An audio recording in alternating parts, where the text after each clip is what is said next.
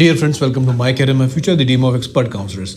जैसा कि आप जानते हैं कि कल कर्नाटका का पहले राउंड का रिजल्ट आया, फाइनल रिजल्ट आ गया।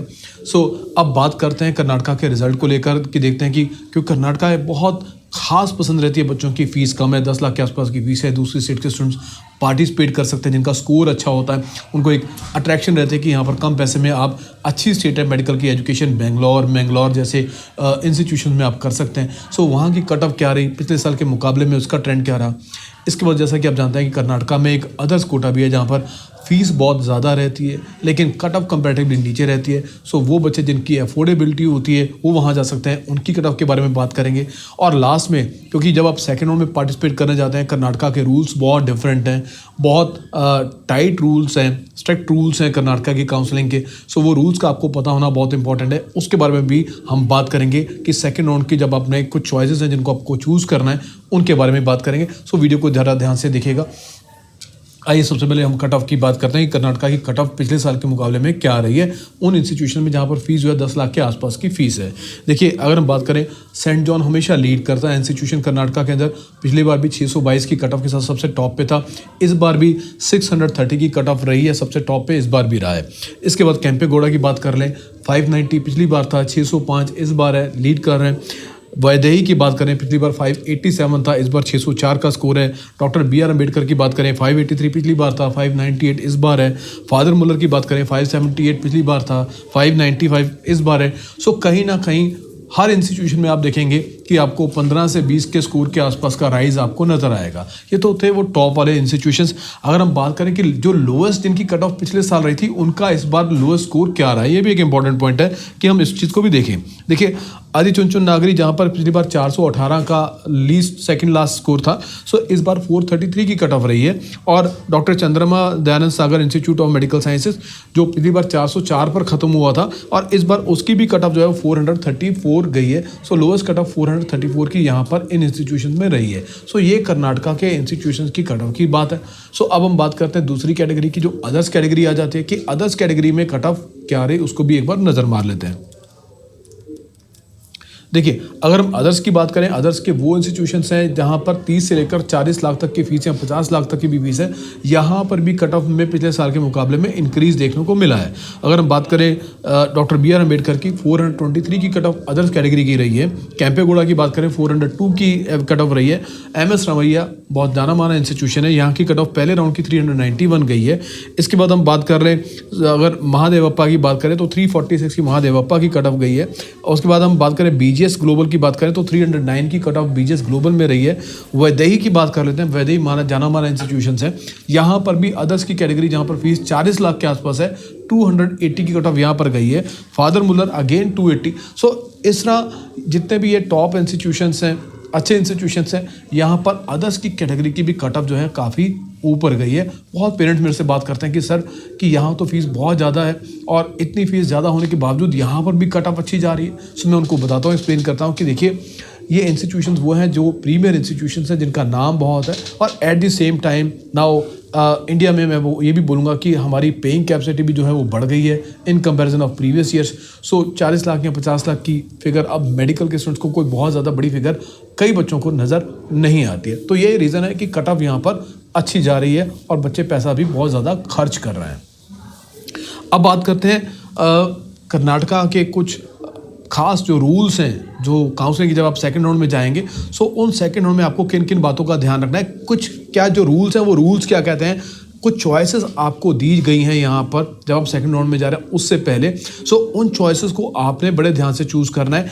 1 2 3 4 चॉइसेस आपके पास है। मैं उन 4 चॉइसेस को बड़ा इजी सिंपल वर्ड में आपको एक्सप्लेन कर देता हूँ ताकि आपको समझने में आसानी रहेगी। स्क्रीन पर आप देखेंगे उनको इंग्लिश में और मैं आपको बड़ा आसानी से उसको हिंदी में उनका मतलब आपको समझा देता हूँ।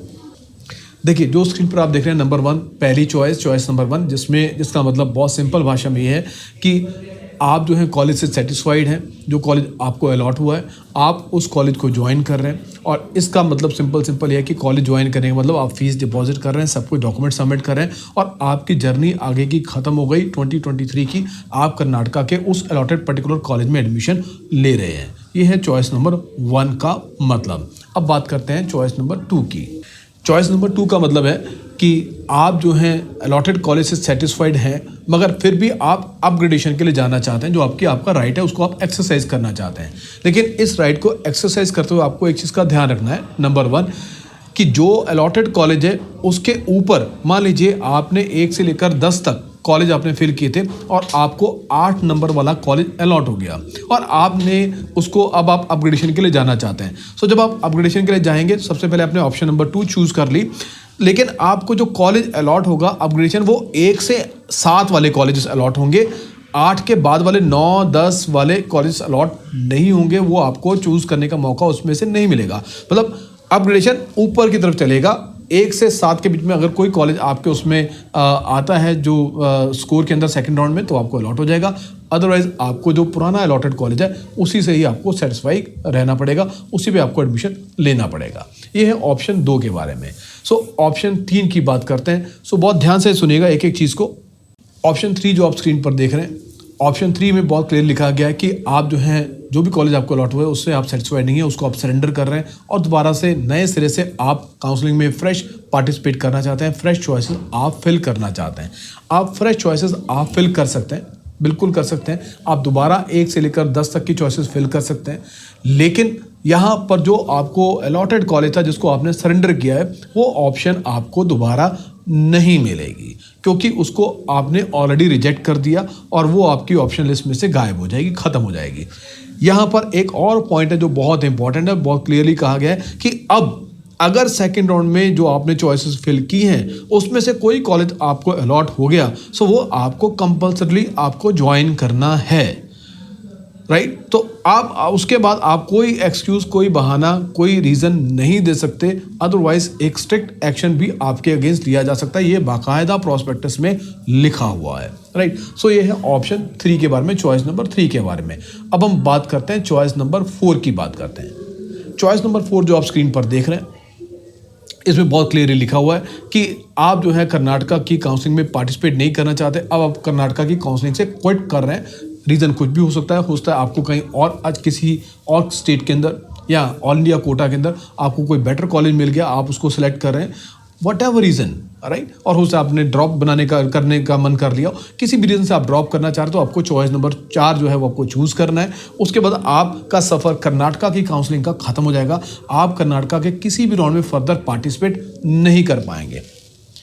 अब अगला क्वेश्चन, अगर आप कोई भी चॉइस फिल नहीं करते हैं तो क्या होगा ना, 1, 2, 3, 4 इसमें से कोई भी चॉइस चूज नहीं करते तो क्या होगा, तो जो आपका कॉलेज अलॉट हुआ उसमें आप रिपोर्ट भी नहीं करते हैं। सो ऐसे में क्या होगा, आपका जो सफ़र है वो कर्नाटका की काउंसलिंग का जो है वो ख़त्म हो जाएगा।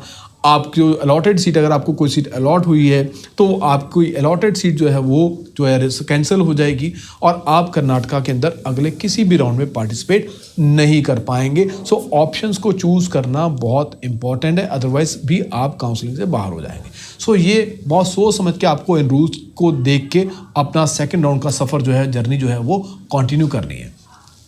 सेकेंड राउंड में कट ऑफ क्या रहेगी, जब मेरिट लिस्ट आ जाएगी या सीट वैकेंसी की पोजीशन आ जाएगी, तब हम उसके ऊपर एक और वीडियो बनाकर आपसे शेयर करेंगे, ताकि आपको कुछ ना कुछ आइडिया लग जाए कि क्या आपको चॉइसेस जो हैं अगले राउंड के लिए फिल करना चाहते हैं। सो कोई भी और इंक्वायरी हो या आप हमारी पेड काउंसलिंग सर्विसेज लेना चाहते हो, उसके लिए आप हमारे नीचे लिखे नंबर पर हमें कॉन्टैक्ट कर सकते हैं। So thank you very much for watching this video. Stay connected.